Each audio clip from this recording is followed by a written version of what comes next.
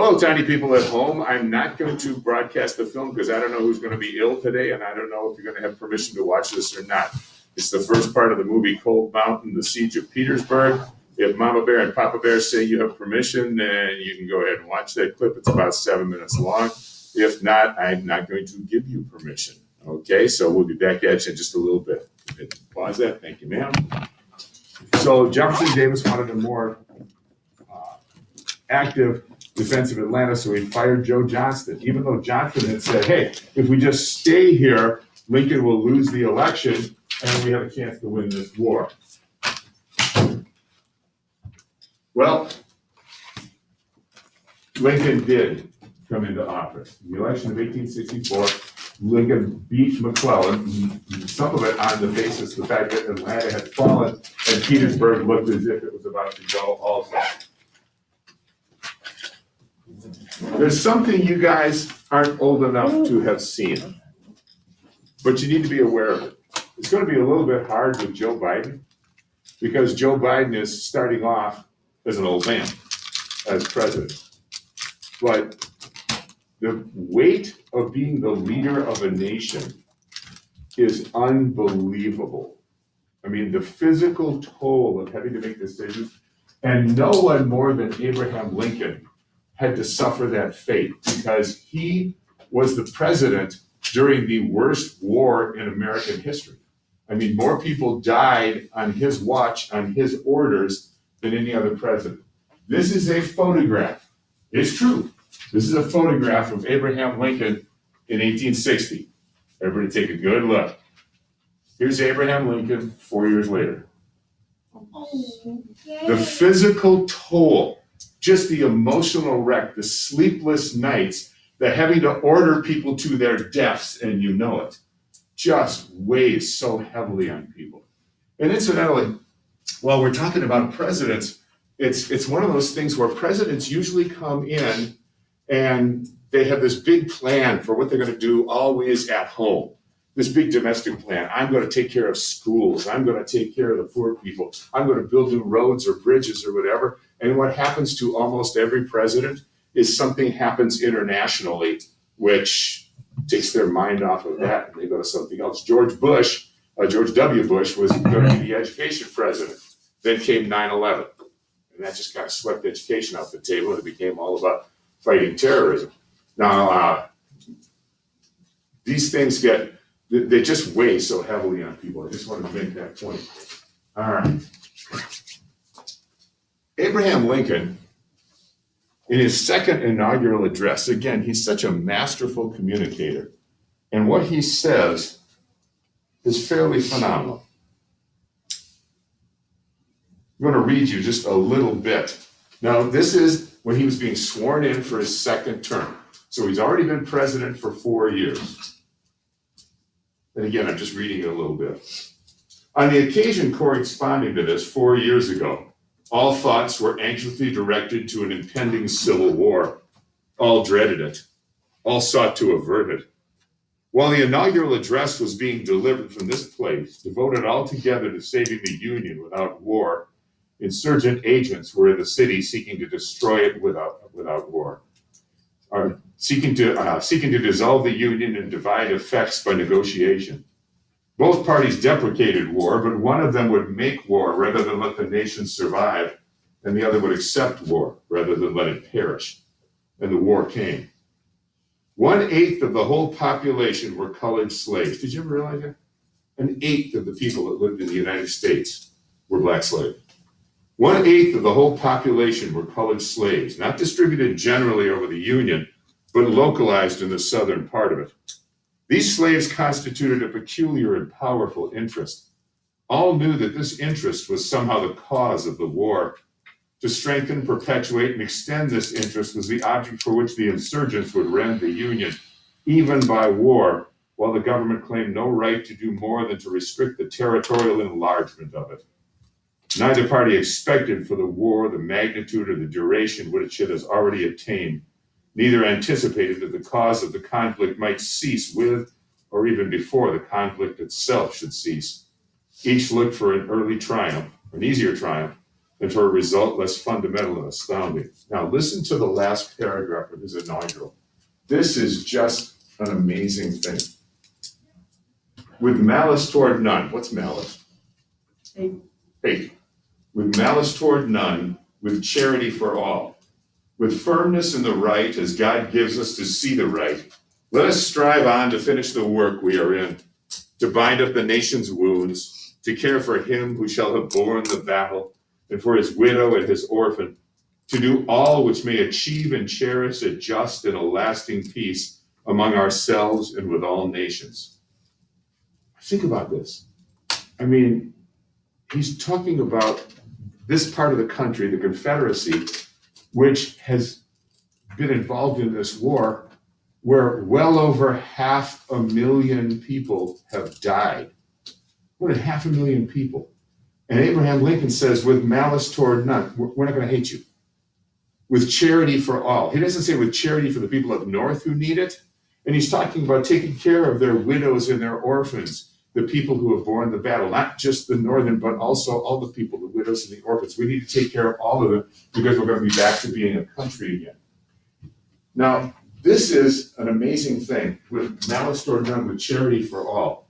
And the best way I can explain Lincoln's attitude here is it's exactly like a parent who has to discipline a child, but as soon as the discipline is over, that father or that mother extends their love. They want you to know, we still love you.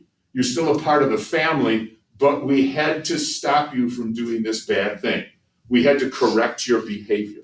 And that's kind of what Lincoln is doing here, which is an astounding hand of peace he's offering the South.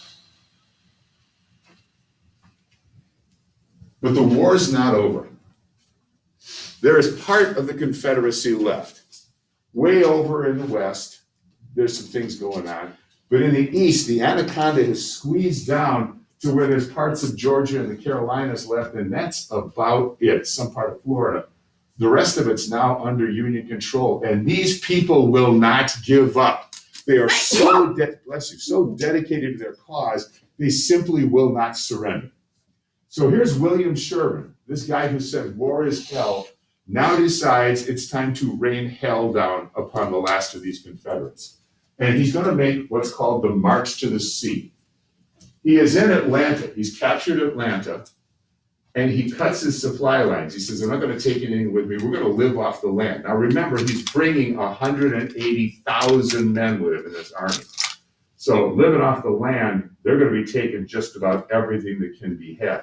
They're going to take the people's cattle. They're going to take their cows. They're going to take their crops, their pigs, their chickens, their everything they can get.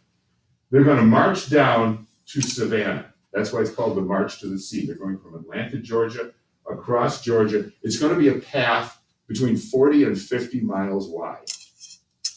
When he gets there, he gets resupplied by ships, but then he turns north and goes into South Carolina. Now, there are a couple ways to fight a war. There is a limited war. A limited war was what we tried to do in Vietnam and Korea and a few other places. This is not something you have to know. You just have to understand what a limited war is. In the Korean War, there was this bridge, a bridge across the Yalu River. China's on one side, North Korea's on the other. And the Chinese were helping the North Koreans. The North Koreans were our enemies. We were helping the South Koreans. And the general in charge was Douglas MacArthur, the son of Arthur MacArthur, out in Wisconsin. And Douglas MacArthur, his president, the president of the United States then, was Harry Truman. And Douglas MacArthur said, okay, all of these supplies, all of these soldiers, all of these weapons are coming in from China. I need to blow up this bridge because this is where they're coming from. And Harry Truman said, okay, we don't want to get into a war with China, so I give you permission to blow up only the Korean half of the bridge. Douglas MacArthur said, I've been a soldier for almost 50 years and I have never learned how to blow up half a bridge. So the supplies kept coming and it was a limited war. We didn't do all out. Not so with William Sherman. William Sherman, total war. His orders to his troops were, If it's alive, kill it. If not, burn it.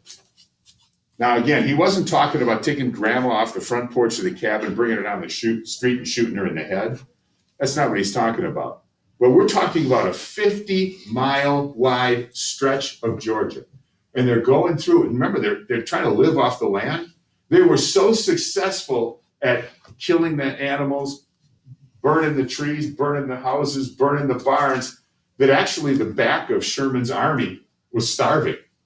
They had to set orders up. You can't just destroy all this stuff. You got to send some of it back to the back of the army so we can eat. But they went through and they just destroyed Georgia. They destroyed the part of the Confederacy that was still holding out. And the reason they did that was because they wanted to make sure that the Confederacy couldn't rise again. They would be beaten, and even the most hardcore of them, the sons of those people, couldn't take up the cause. Those people in their later years couldn't take up the cause. They wanted to destroy the economy of the South for 100 years. Now, Sherman turned north, and after he'd been resupplied, he started heading toward Charleston. Oh, but one of those mythic stories of love. William Sherman, before the war, had been the commandant of a little military school in Louisiana. So he was a young bachelor guy. He dated a number of Southern women. One of them was from Charleston. And as his troops marched up towards Charleston, this lady came and saw him, sent a letter and said, "If you loved me at all, kill me, I don't care, but please save Charleston." Oh, people in Charleston love their Charleston. So an incredible feat of love and romance.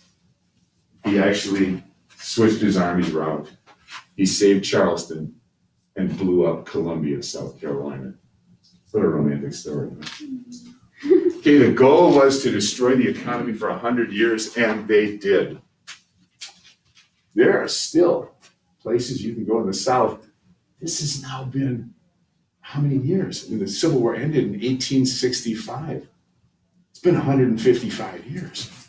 And there are still places where you can go in the South where there are, not many of them, but there's still places where there's no plumbing, there's no electric, they're living way backwater. In the 1960s, they put in all kinds of highways into part of the South to get back to some of the little less populated areas, and nobody used them. They just kind of fell apart because nobody there had a car. So they had a road now, but nobody had a car. Okay.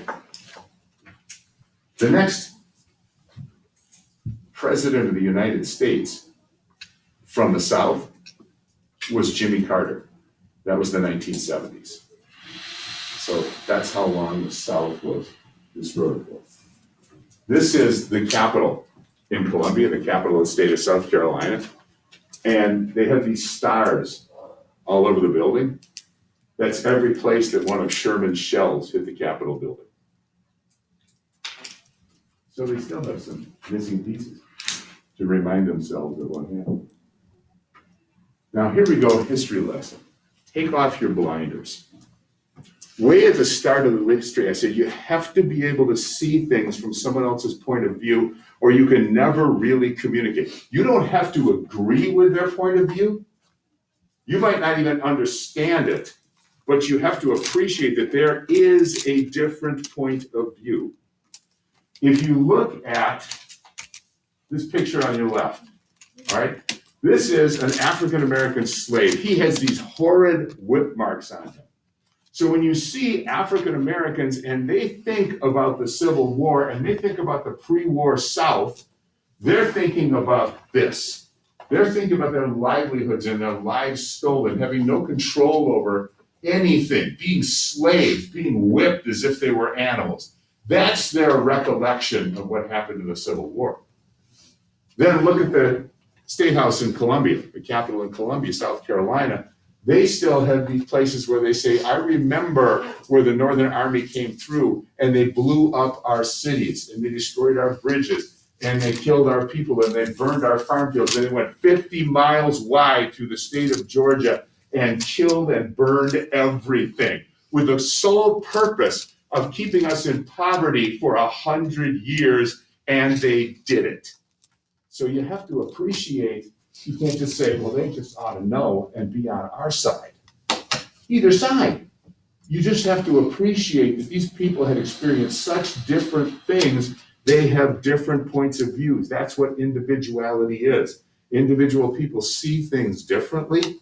Now, there's no saying in my mind, and I hope in all of yours, that this could possibly be right.